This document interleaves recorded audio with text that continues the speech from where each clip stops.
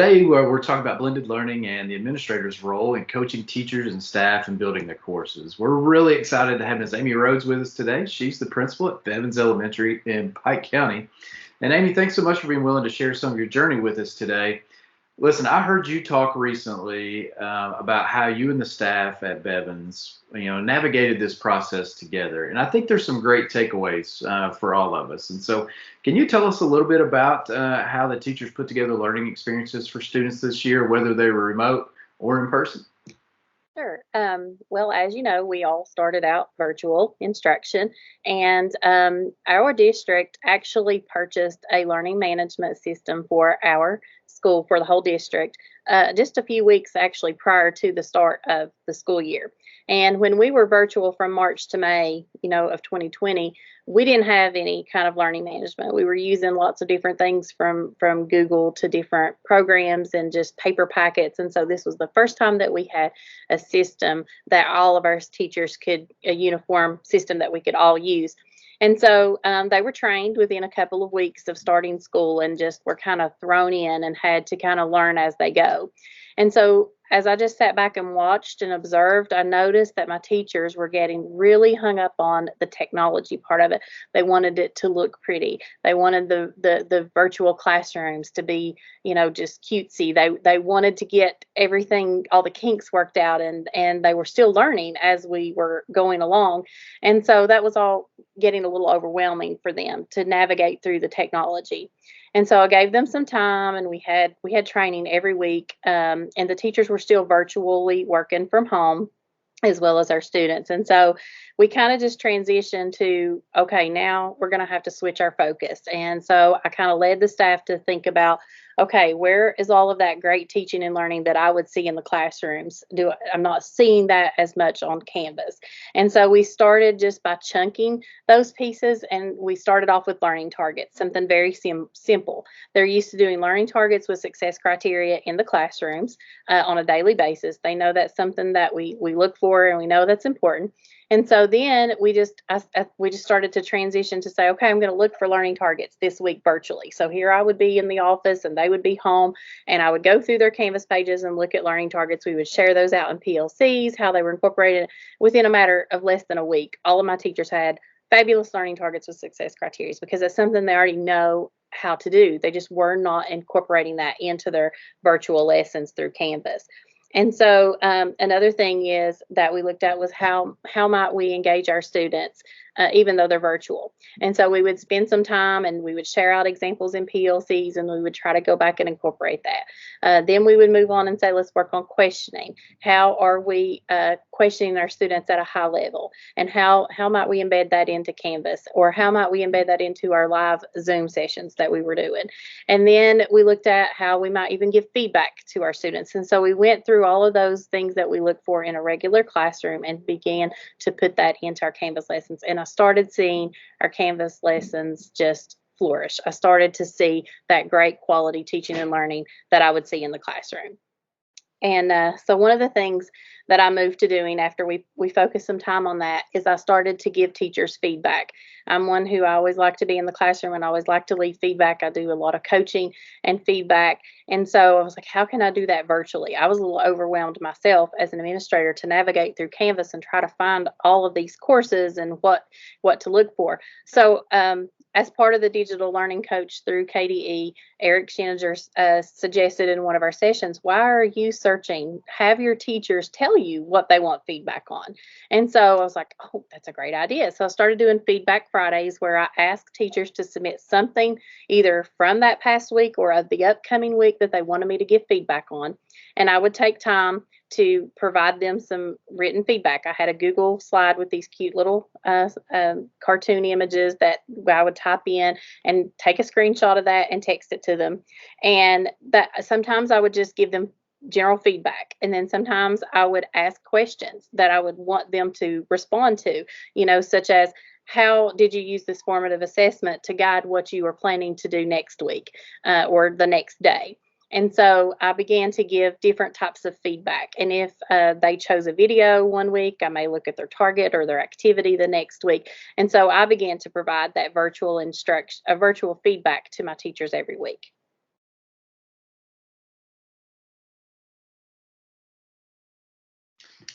Amy, there's a whole lot. Uh, there's a whole lot there that I think administrators could grab onto and use and probably identify with. And I know one of the pieces, and you mentioned this, administrators, we often question how blended learning or digital strategies tie into some of our existing frameworks, like the framework for teaching. This experience has a ton of connections to that framework, and I would say particularly 1E, designing coherent instruction, and 3B, questioning and discussion techniques. So, how do you think this experience helped the staff grow in those two particular components? And then, how did it give you some ways, new ways even to coach and have that evidence? Well, domains 2 and 3 are observable whenever you're in the classroom observing, but domains 1 and 4 are not necessarily those that you can observe on a regular basis. But because I was able to watch them develop their Canvas pages, that did allow me to observe 1E on how they designed that coherent instruction. And then I mentioned questioning and discussion. My teachers were struggling a lot with doing an asynchronous video and asking questions because it didn't feel natural to ask questions when you're recording and nobody's there to answer you. And so I pointed out to them that if children watch things like Dora the Explorer or Sesame Street or any other cartoon that may be on Disney or Nickelodeon, those people are going to ask those kids questions and at a high level. And so I began to challenge my teachers to ask those type of questions, to pre-plan those out and make those part of their videos, whether it be their asynchronous videos when they recorded or if they were doing a Zoom with some of their students. And then one way we transitioned to that is now we've been back in person for a couple of weeks now.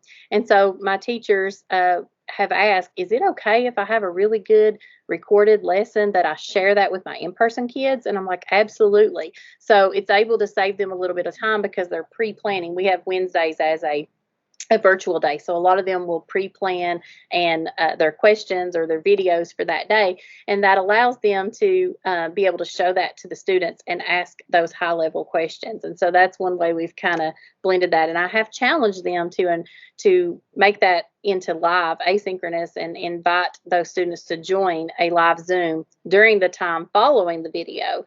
So everybody would have time to watch the recorded video and then participate in that discussion, because I feel like that our virtual students miss the discussion part. And, our framework talks about questioning and discussion. So even though they provide those high level questioning or questions, we want to hear the discussion that goes along with it. And also those questions are used to formatively assess our students, which is another part of the framework. And it also gets them actively engaged, which is another component of the framework. And then it leads to feedback. So it all ties together in that Kentucky framework for teaching. We use a walkthrough document in our district that is completely aligned to the framework. And so those are the things that I look for in the classroom.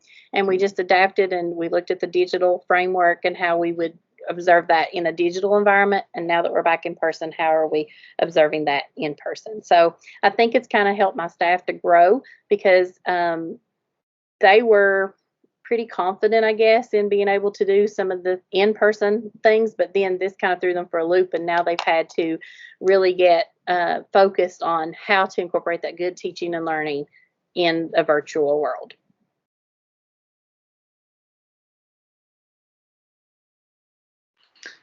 And I appreciate you sharing that because that is so important for folks to understand that good teaching is good teaching, and the use of these digital strategies, blended strategies. And Amy, you even touched on your teachers are now making the leap to some flipped strategies with their asynchronous videos for students and things. And so those all tie to the framework in those really important areas. And I appreciate you pointing those out.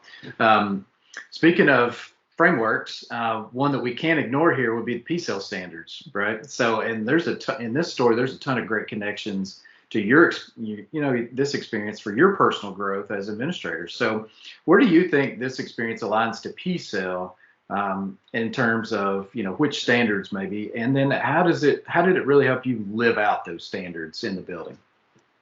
Well, Standard 4 is all about the curriculum and instruction in the PCEL. And my love is learning and coaching and providing feedback. I love being the instructional leader of the school. So I definitely feel like that this has helped me and to provide evidence to my supervisor on how I've been engaged with Standard 4, even when we were virtual. I think we've only been in person for about 25 days this whole school year. So that would be where I think the biggest area that it would fall is the standard where we talk about curriculum and instruction.